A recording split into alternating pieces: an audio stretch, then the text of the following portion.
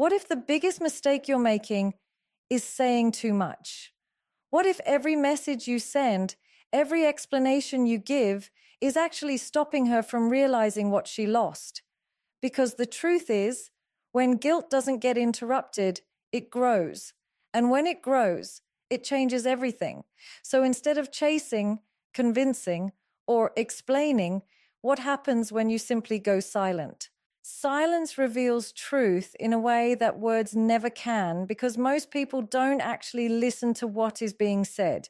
They respond to it, defend against it, or manipulate it to suit their own comfort. When you speak, especially in emotional situations, you give the other person something to work with. They can twist your words, misunderstand your intentions, or use your reactions to justify their behavior. But when you choose silence, you remove all of that. You take away the noise, the distractions, and the constant back and forth that often hides what is really going on beneath the surface. Silence strips the situation down to its core, leaving nothing but actions, patterns, and reality. And reality is very difficult to ignore when there are no words left to cover it up. When you stop explaining yourself, something interesting happens. The other person no longer has your voice to rely on, so they are left with their own thoughts. And most people are not as comfortable with their own thoughts as they think they are. In the absence of your reassurance, your attention, or your presence, they begin to replay moments in their mind. They start to question what happened, what they said, and what they may have lost. This is where truth begins to surface, not because you forced it out, but because silence created the space for it to emerge naturally. You didn't have to argue, convince, or prove anything. You simply stepped back, and in doing so, allowed them to see things without your influence. Silence also reveals truth about the other person's intentions. When you stop initiating contact or trying to maintain the connection, their behavior becomes clearer. If they genuinely value you, they will feel your absence and make an effort to bridge the gap. If they don't, they will remain distant, passive, or indifferent. This clarity is powerful because it removes the confusion that often comes from mixed signals and emotional conversations. Instead of trying to interpret words, you are observing actions, and actions are always more honest. Silence becomes a filter that separates genuine interest from convenience, effort from excuses, and respect from neglect. At the same time, silence reveals truth about you. It forces you to sit with your own emotions without immediately reacting or seeking validation. You begin to understand your own patterns, how quickly you try to fix things, how much you tolerate, and how often you prioritize keeping someone over respecting yourself. Without the distraction of constant communication, you become more aware of what you truly feel, what you actually need, and what you have been ignoring. This kind of awareness is uncomfortable, but it is also necessary because the truth is not just about what the other person did.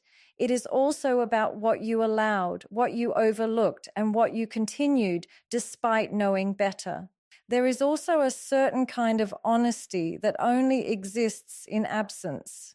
When you are always present, always available, always explaining, people don't feel the weight of losing you. Your presence becomes familiar, expected, and eventually taken for granted. But silence interrupts that pattern. It removes the certainty they had about you always being there and replaces it with uncertainty. That uncertainty forces them to confront their own feelings. Do they miss you, or do they just miss the attention? Do they value you, or did they simply get used to you? These are questions that only silence can answer because words often blur the line between genuine emotion and temporary comfort. Silence is not passive, it is revealing. It exposes what conversations often hide and what emotions often distort. It allows time, distance, and absence to do what explanations cannot. without interference, without pressure, and without constant interaction. The truth surfaces on its own terms, showing you exactly where you stand without needing to ask for it. Guilt grows in absence because when you remove your presence, you also remove the comfort that was protecting the other person from fully feeling the impact of their actions. As long as you are there, texting, calling, explaining, or trying to fix things, you are unknowingly softening the consequences for them. Your presence becomes a cushion that absorbs the weight of what they did, allowing them to move on without truly confronting it. But the moment you step back, that cushion disappears. There is no distraction, no reassurance, no emotional escape. What remains is a quiet space where their thoughts become louder, and in that space, guilt begins to take shape. When someone no longer has access to you, their mind naturally starts to revisit the past. Moments that once seemed small or insignificant begin to feel heavier. Things they dismissed earlier now return with more clarity. This is because absence removes the immediacy of emotion and replaces it with reflection. In real time, people often react defensively, protecting their ego and justifying their behavior. But in silence, without the pressure to respond or defend themselves, those justifications start to weaken. The mind replays conversations, re-examines actions, and slowly begins to acknowledge what was ignored before.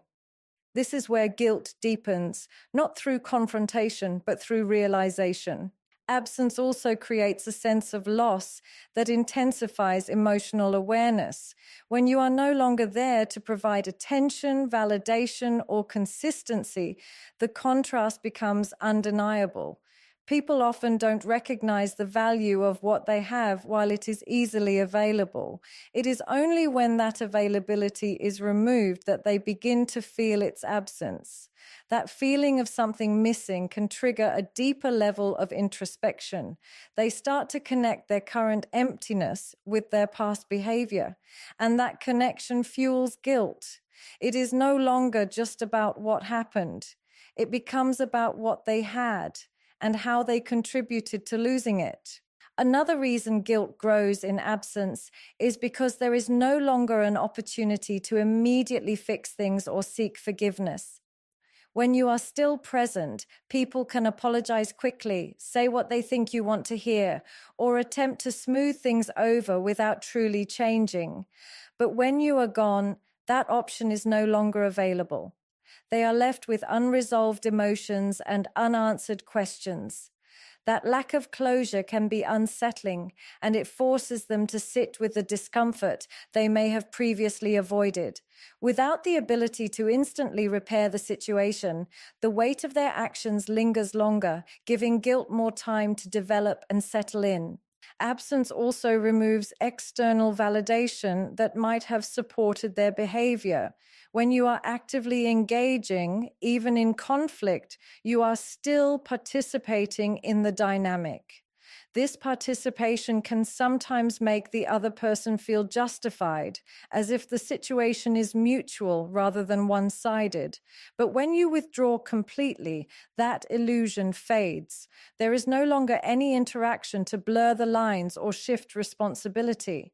They are left alone with their actions, without any external input to dilute or redirect the blame. This isolation can make the truth harder to ignore, and as that truth becomes clearer, guilt naturally follows. Over time, silence and distance create a psychological environment where emotions evolve. Initial defensiveness can turn into curiosity, curiosity into reflection, and reflection into regret. This process cannot be rushed or forced, which is why absence is so powerful. It allows emotions to develop organically without interference or pressure. Guilt, when it emerges in this way, tends to be more genuine because it is not a reaction to confrontation. It is a response to self-awareness, and self-awareness is something no one can escape when they are left alone with their thoughts long enough. Over-explaining kills your power because it shifts your position from someone who knows their worth to someone who feels the need to justify it. The moment you start explaining yourself excessively, you are no longer standing in confidence. You are seeking understanding, approval, or validation from someone who may not even be willing to give it. Instead of your actions speaking for themselves, your words begin to carry the burden, and words are always easier to question, challenge, or ignore. The more you explain, the more you invite the other person to dissect your intentions, reinterpret your meaning, and find gaps in your logic. What should have been clear and self-evident becomes a debate, and in that process, your authority over your own experience begins to weaken. When emotions are involved, over-explaining often comes from a desire to be seen and understood. You want the other person to fully grasp how you feel, why you feel it, and what led you to that point. But the reality is, people don't misunderstand you as much as you think. They often understand, they just don't agree, or they don't care enough to respond in the way you expect. So when you keep explaining, repeating, and clarifying, you are not increasing clarity. You are increasing your own vulnerability in a situation where the other person has already shown limited willingness to meet you where you are. This creates an imbalance where you are investing more energy into being understood than they are into understanding you. Over-explaining also reduces the emotional impact of your words. When something is said simply and directly, it carries weight. It feels intentional, controlled, and confident. But when it is followed by long justifications, repeated clarifications, and detailed breakdowns, that weight starts to dilute. The message becomes less about what you are saying and more about how desperately you want it to be accepted. This can unintentionally signal insecurity, even if your feelings are valid.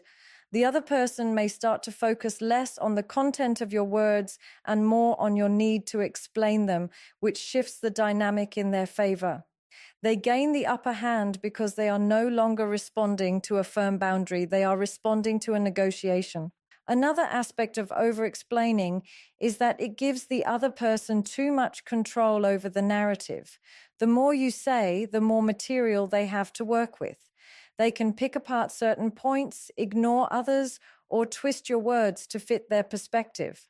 Instead of standing on a clear, unshakable position, you become entangled in a conversation that keeps expanding without resolution. This is especially true when dealing with someone who avoids accountability. Your explanations become opportunities for them to deflect, redirect, or minimize the situation. In trying to make them understand, you end up giving them more ways to avoid responsibility. Over-explaining can also come from discomfort with silence. Silence feels uncertain, and many people rush to fill it because they fear being misunderstood or judged. But that silence is often where your power lies. When you say what needs to be said and then stop, you leave space for the other person to process, respond, or reveal their true stance. When you keep talking, you take away that space and replace it with noise. That noise can blur the clarity of your message and reduce its effectiveness. Silence, on the other hand, creates tension, and tension often leads to truth. There is also a deeper layer to over-explaining, which is the fear of losing the connection. When you feel like something is slipping, your instinct may be to hold on tighter by communicating more, explaining more, and trying harder. But this often has the opposite effect. Instead of strengthening the connection, it can push the other person further away, especially if they are already pulling back. Your effort becomes overwhelming rather than reassuring, and your words lose their impact because they are no longer measured, they are continuous. Power comes from clarity, restraint, and self-assurance. It comes from knowing that your feelings and boundaries do not require endless justification to be valid. When you express yourself with intention and then allow your words to stand on their own, you maintain control over your narrative. You show that you trust your own perspective without needing constant validation. And in that restraint, there is a quiet strength that cannot be easily challenged or diminished. Self-respect over validation is a shift that most people understand intellectually but struggle to apply emotionally, especially in relationships where attention, approval, and reassurance can feel like proof of worth. Validation is addictive because it gives you an immediate sense of being seen, chosen, and valued. It feels good in the moment, and for a while, it can even feel like confidence. But the problem with validation is that it depends on someone else. It is external, unpredictable, and often inconsistent. When you rely on it, your sense of worth rises and falls based on how someone treats you, responds to you, or prioritizes you. Self-respect, on the other hand, is internal. It is not based on how someone feels about you, but on how you choose to treat yourself regardless of their behavior. When you prioritize validation, you begin to adjust yourself to maintain it. You tolerate things you normally wouldn't. You stay silent when something bothers you, and you make excuses for behavior that doesn't align with your values. This isn't because you don't see the problem, but because you fear losing the attention or approval that person gives you. Over time, this creates a quiet compromise within yourself. You start abandoning your own standards in exchange for temporary emotional comfort. The more you do this, the more disconnected you become from your own sense of identity because your actions are no longer guided by what you believe is right. They are guided by what keeps you accepted.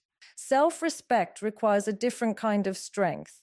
It asks you to choose discomfort over temporary satisfaction. It means walking away from situations where you feel undervalued, even if part of you still wants the connection. It means setting boundaries that may not be received well and standing by them anyway. This is difficult because it doesn't give you immediate rewards. In fact, it can feel like loss in the beginning. You might lose attention, lose access, or lose the version of the relationship you were hoping for. But what you gain is far more stable. You gain clarity, control, and a deeper sense of self-worth that is not dependent on anyone else's behavior. There is also a subtle confidence that comes with self-respect that validation can never provide. When you respect yourself, you don't feel the need to constantly prove your value or seek reassurance. You are not easily shaken by someone's inconsistency or lack of effort because your worth is not tied to their actions. This doesn't mean you don't care or that you become detached. It means you care from a place of stability rather than need. You can appreciate attention when it is given, but you are not defined by its presence or absence. This creates a different dynamic in your interactions, where you are no longer trying to earn a place in someone's life. You are deciding whether they deserve a place in yours. Choosing self-respect also changes how others perceive and treat you. When you no longer chase validation, you naturally stop accepting behavior that falls below your standards. This sets a tone that people can feel, even if it is not explicitly stated. You become more selective, more grounded, and less reactive. And while this may push some people away, it also attracts those who are aligned with your level of self-awareness and respect.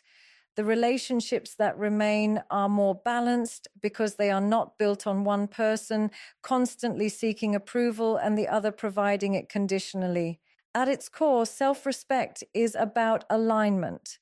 It is about ensuring that your actions reflect your values, even when it is inconvenient or uncomfortable. It is about choosing long-term integrity over short-term validation. When you operate from this place, you no longer need to convince anyone of your worth because you are already living in a way that reflects it. And that internal alignment creates a sense of peace that external validation can never sustain. People value what they feel they lost because presence often becomes invisible when it is constant. When something or someone is always there, available, responsive, consistent, it slowly shifts from being appreciated to being expected. The human mind adapts quickly to what is familiar, and once something feels guaranteed, it loses its sense of rarity. This is not always intentional or malicious. It is simply how perception works. What is easily accessible rarely feels valuable in the same way as something that requires effort, uncertainty, or the possibility of loss. As a result, when you are always present in someone's life, your value can become understated, not because you lack worth, but because your presence has become part of their normal. The shift happens when that presence is removed. Absence creates contrast, and contrast creates awareness. When you are no longer there in the same way, no longer giving the same attention, energy, or consistency, the difference becomes noticeable. What once blended into the background now stands out in its absence. This is when people begin to recognize the role you played in their life, not through words, but through the gap you leave behind, the conversations that no longer happen, the support that is no longer available, the familiarity that is suddenly gone. All of these create a sense of loss that forces reflection. Loss has a unique way of sharpening perception. When something is taken away, the mind naturally starts to revisit it, often with more appreciation than it had in the moment. People begin to remember the good more vividly, to replay moments with a different perspective, and to question their own behavior in ways they didn't before. This doesn't necessarily mean they were unaware of your value. It means they didn't fully feel it. Feeling is different from knowing. You can know someone is important, but until their absence creates an emotional impact, that importance doesn't fully register. Loss turns abstract value into something tangible and undeniable. There is also an emotional weight attached to losing something that was once secure. When someone believes they have consistent access to you, they operate with a certain level of comfort. They assume that no matter what happens, you will still be there. This assumption can lead to complacency, where effort decreases and appreciation fades. But when that certainty is disrupted, it creates a sense of instability. The mind starts to question what went wrong, what could have been done differently, and whether the situation can be restored. This questioning is what drives a deeper recognition of value, because it is no longer about maintaining something, it is about understanding what has already slipped away. At the same time, loss removes the ability to take immediate action. When something is still present, there is always an opportunity to fix things, to make changes, or to show appreciation. But once it is gone, that opportunity becomes uncertain or even unavailable. This limitation adds to the sense of urgency and regret, because people realize that their previous inaction now has consequences. The absence becomes a reminder not only of what was lost, but also of what was not done when there was still time. This combination of reflection and regret often intensifies the perceived value of what is no longer there. It is important to understand that this process is not about creating loss as a strategy, but about recognizing how human perception works. Value is often tied to emotional experience, and emotional experience is influenced by change, contrast, and uncertainty. When everything remains the same, the mind stops actively processing it. But when something changes, especially when something is removed, it forces a reevaluation. That reevaluation is where value becomes clearer, not because it suddenly appeared, but because it is finally being seen without the filter of familiarity and assumption. Let actions teach, not words, because words can be shaped, softened, or strategically used to create an impression, while actions reveal intention without needing interpretation. When someone tells you who they are or what they feel, there is always room for doubt, misunderstanding, or even manipulation. But when you observe what they consistently do, their effort, their consistency, their priorities, you are seeing a form of truth that does not rely on explanation. Actions don't need to convince you, they show you. And yet, many people ignore this clarity because words are more comforting. Words can promise change, offer reassurance, and temporarily ease discomfort, even when they are not supported by behavior. When you rely too heavily on words, you become vulnerable to inconsistency. You start holding on to what was said instead of what is being done.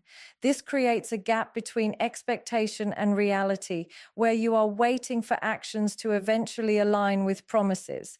In that waiting, you often excuse behavior that doesn't meet your standards because you are focused on potential rather than evidence. But when you shift your focus to action, that gap disappears. You are no longer analyzing